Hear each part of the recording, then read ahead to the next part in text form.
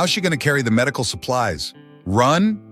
Laughter erupted as the small woman stood before the supply depot, arms wrapped around packages of bandages, blood, adrenaline, and medical equipment. No vehicle, no priority lights. SEALs are out there. 1 minute late means someone dies. She didn't answer, just nodded, strapped the medical bag tight to her back, then ran straight into the gunfire. 9 seconds later, green signal light flashed at the field hospital. Nobody could believe it. Daria Mikhailov, 28 years old, European, dark brown hair tied back neat, small frame, lean build from her track and field background since childhood.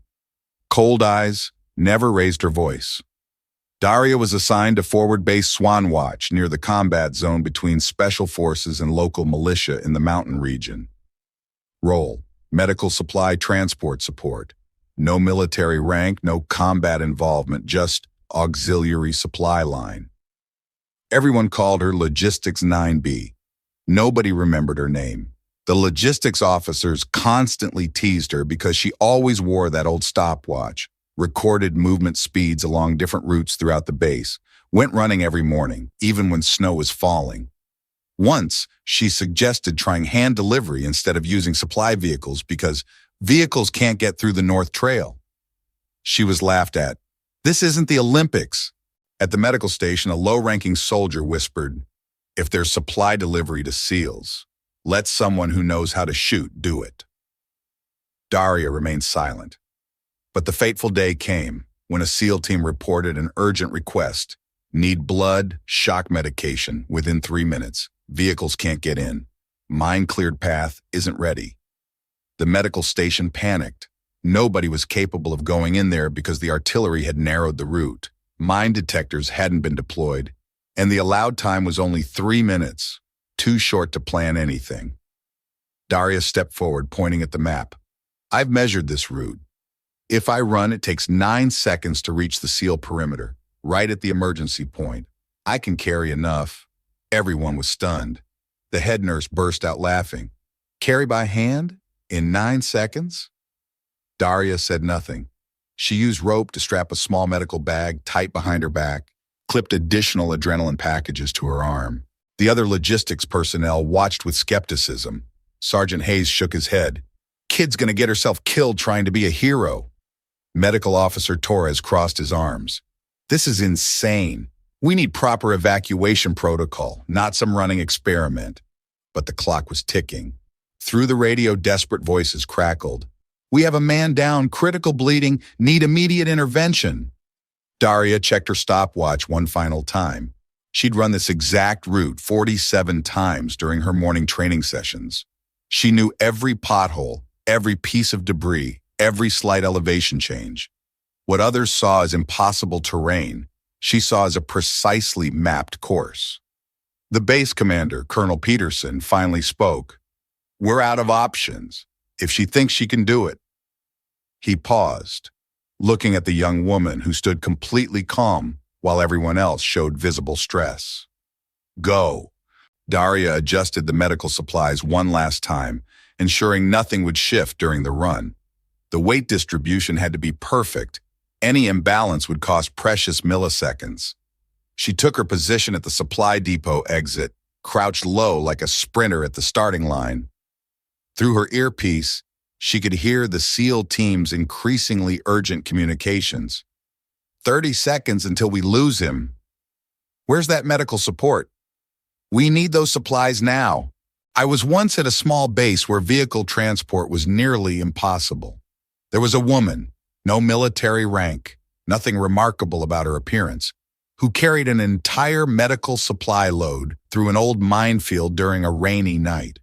I'll never forget the moment she set down that medical bag and said exactly one sentence: "Everyone's still alive." That was the first time I understood that the person who saved your life sometimes doesn't need to carry a gun. 3, 2, 1, she bolted. The camera captured the image, a figure streaking through gunfire, leaning to avoid sinkholes, jumping over razor wire barriers. But what the camera couldn't show was the precision. Daria didn't just run, she executed a route she'd memorized down to the centimeter, Step here to avoid the loose gravel that would slow her down. Duck at exactly this point where the sniper's line of sight was blocked by debris. Leap over the concertina wire at the precise angle that would maintain her momentum. Her breathing remained controlled, rhythmic. The medical supplies didn't bounce or shift. Everything was locked in place through technique perfected over months of secret practice runs. At the 4-second mark, she passed the halfway point. Gunfire erupted around her, but she studied the patterns. She knew the enemy positions, their timing, their blind spots. This wasn't reckless heroism. This was calculated precision. At 7 seconds, she reached the danger zone where most attempts would fail. This was where vehicles got stuck, where soldiers took cover and waited for backup. But Daria had identified a narrow corridor, barely 3 feet wide, where the terrain provided natural protection. She slipped through like water, finding the path of least resistance. 9 seconds. She materialized at the seal position like a ghost, medical bag swinging forward in one fluid motion as she dropped to a knee beside the wounded soldier. The green signal light flashed at the field hospital. SEAL medic Corman Rodriguez grabbed the supplies, his hands already working before his brain fully processed what had just happened. How the hell did she— Never mind! Johnson's losing too much blood. The medical officer on the radio shouted, exactly on time. What route did she use?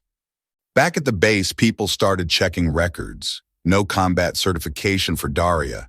No military medical training. Just one small notation. Athletic record grade A, University of Minsk. But there was more. Hidden in a classified folder that hadn't been accessed in 5 years was a different story.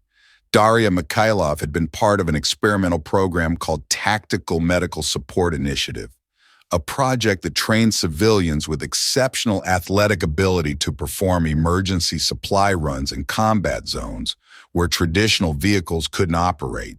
The program was shut down after a training accident where 3 participants were injured. Most volunteers quit. Daria was the only one who requested to stay on, not as military personnel, but as civilian support. Her training records showed something extraordinary. She could run complex obstacle courses blindfolded, carry 30 pounds of equipment without losing speed, and navigate hazardous terrain with precision that impressed even Special Forces instructors. But there was a personal note in her file written by the program director.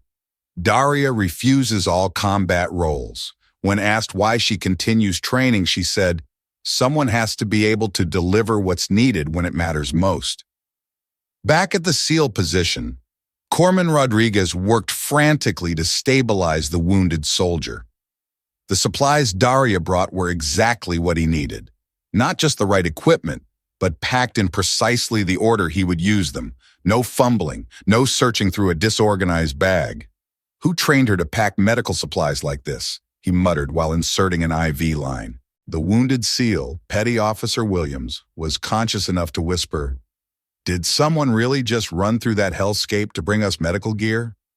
9 seconds, Rodriguez confirmed, checking his watch. "I've never seen anything like it." Through the radio, Colonel Peterson's voice crackled. "Daria, report your status." Her calm response came back immediately. "Mission complete, returning to base." "Negative. Stay in position until we can get you extracted safely." "With respect, sir, I know a safe route back. Different path, same timing." Before anyone could protest, she was gone again. This time she took a wider arc that avoided the direct line of fire but added crucial seconds. Still, she appeared at the base in under 15 seconds, moving with the same controlled precision. The logistics officers who had mocked her earlier stood in stunned silence. Sergeant Hayes approached her slowly. "How long have you been able to do that?" Daria shrugged, removing the medical bag. "I've been training for situations like this since I arrived. Seemed like something that might be useful." Medical Officer Torres shook his head in disbelief. "Useful? You just saved a man's life by running through active combat." "That's what the supplies were for," she said simply, as if risking her life in a 9-second sprint through gunfire was the most natural thing in the world. "A medic once told me about a time when supplies flew into our hands like magic." I thought it was a drone. It wasn't. It was a person.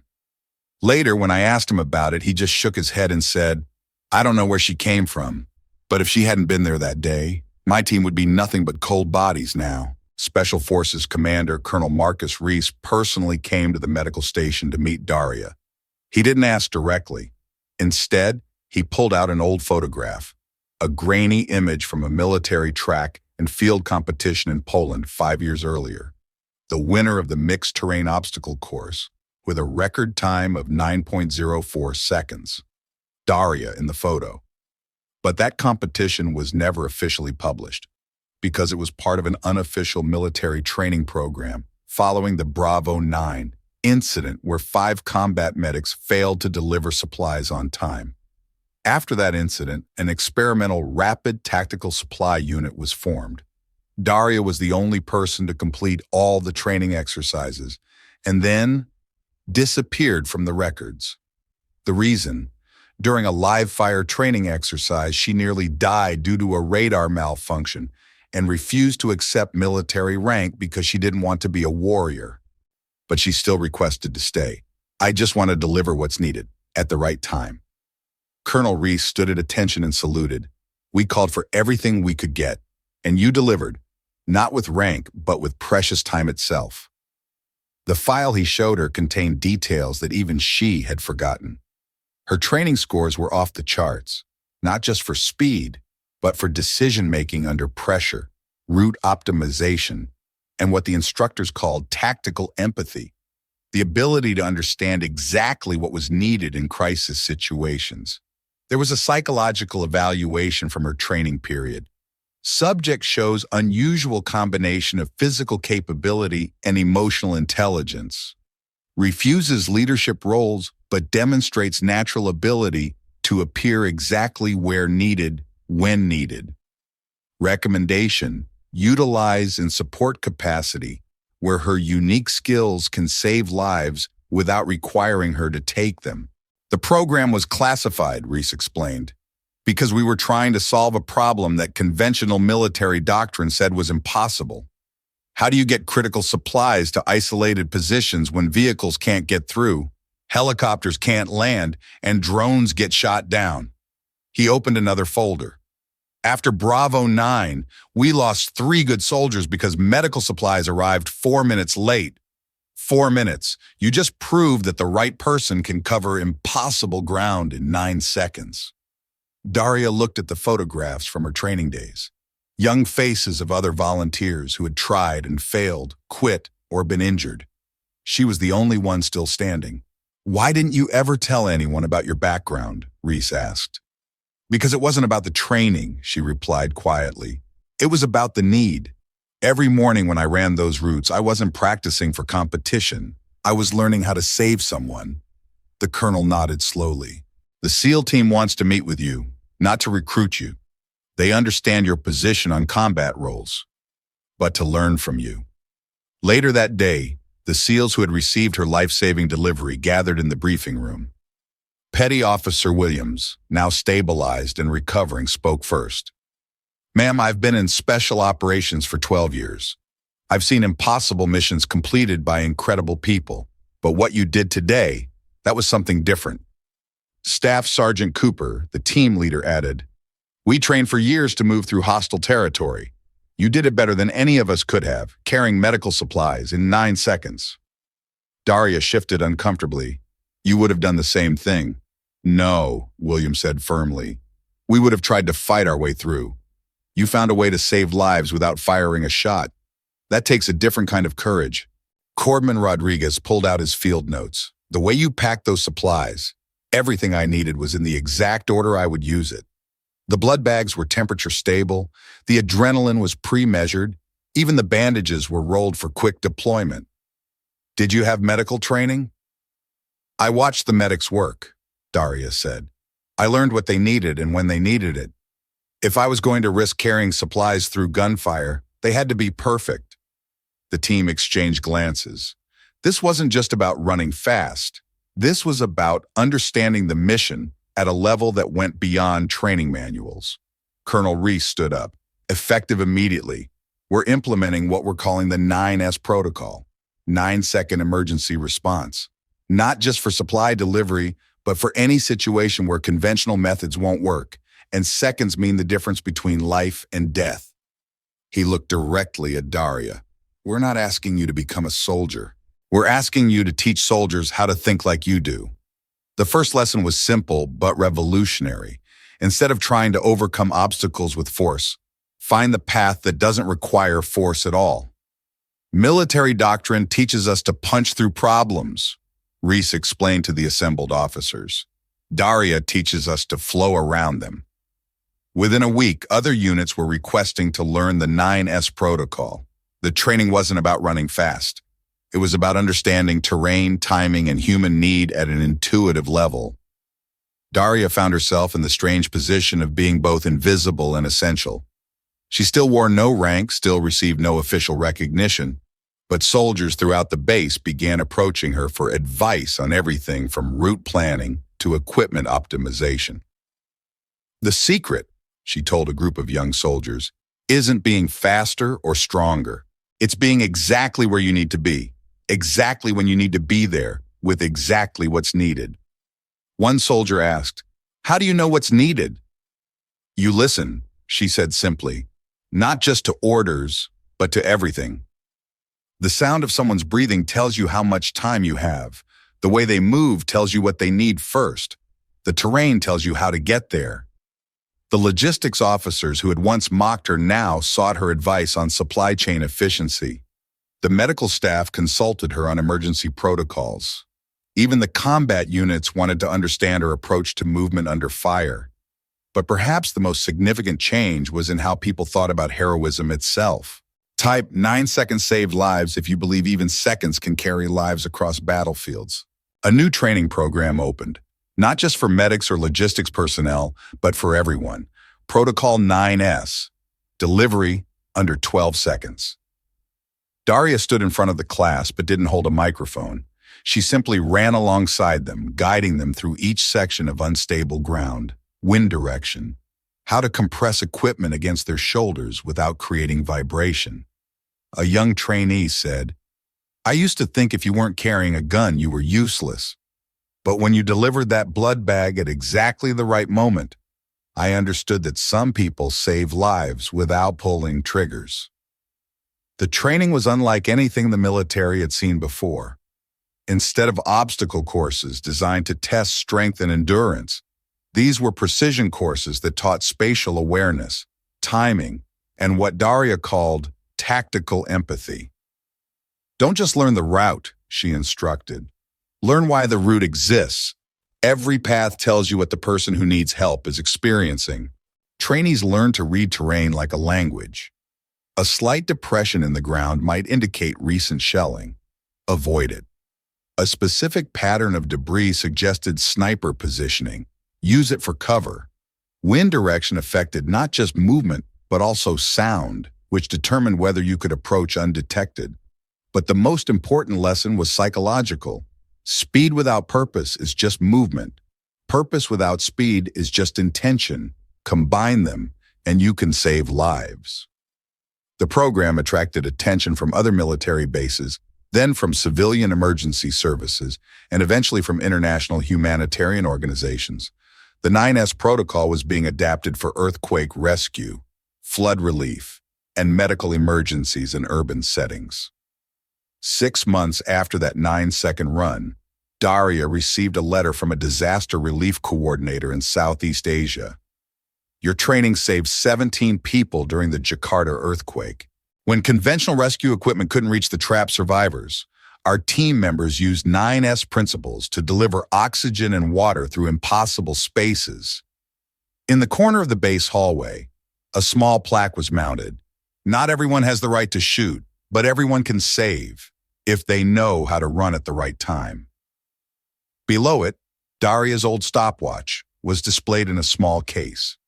It no longer worked, but it served as a reminder of what could be accomplished when precision met purpose. Young soldiers would often stop and look at it before heading out on missions. Some touched the glass case for luck. Others just stood quietly, thinking about the difference between being fast and being exactly on time. The SEAL team that Daria had saved kept in regular contact. They sent updates on their missions, not for tactical reasons, but because they wanted her to know that the life she had saved was still saving others. Petty Officer Williams wrote, "I've been on 14 missions since that day. Every life I've helped save, every wounded soldier I've treated, every successful operation. It all traces back to 9 seconds when someone I'd never met ran through gunfire to keep me alive." The 9S protocol evolved beyond military applications. Emergency room doctors adapted it for trauma response. Search and rescue teams used it for wilderness emergencies. Even firefighters incorporated its principles for navigating burning buildings. But at its core, it remained exactly what Daria had always intended: a way to be exactly where you're needed, exactly when you're needed there, with exactly what's required to save a life. The training center placed a simple motto above the entrance: "Speed serves purpose, purpose serves life." Comment, "I'd follow her time if you believe trust is earned in every second."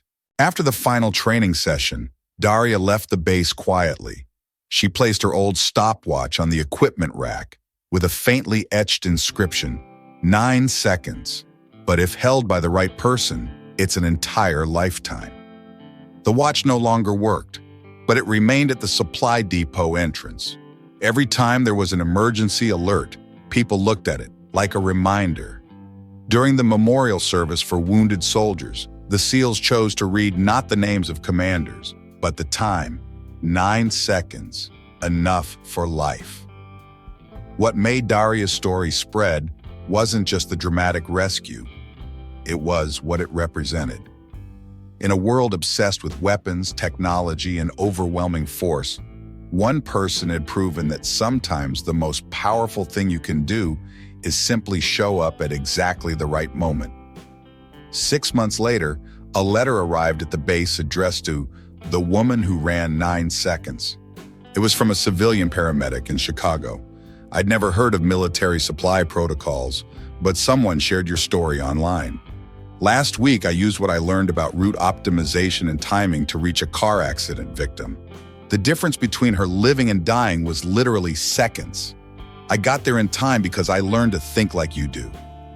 Similar letters began arriving from around the world. Emergency responders, teachers, even parents wrote about how the 9S principles had helped them be present for critical moments in ways they never imagined possible.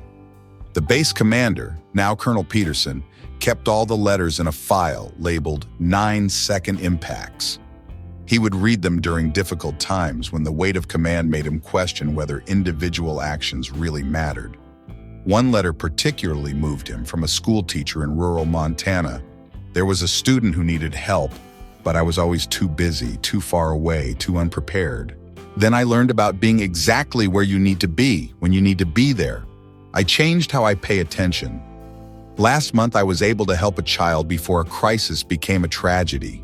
It wasn't 9 seconds, but it was the right moment." The legacy wasn't really about running fast through gunfire. It was about recognizing that every person has the capacity to save someone if they develop the awareness to see when they're needed and the commitment to act without hesitation. Years later, when people asked about the 9S protocol, they weren't really asking about emergency response techniques. They were asking about how to live with the kind of purposeful awareness that makes you the person others can count on when everything goes wrong. Daria's stopwatch still sits at that supply depot, no longer keeping time, but still teaching the most important lesson. The difference between existing and saving lives is often measured not in years or months, but in seconds, and the courage to use them wisely. If you believe in stories that touch the heart like this, leave a comment. And don't forget to subscribe to LN Steel Heart Stories. We tell the stories that shouldn't be forgotten. Real people are creating and telling stories, not mass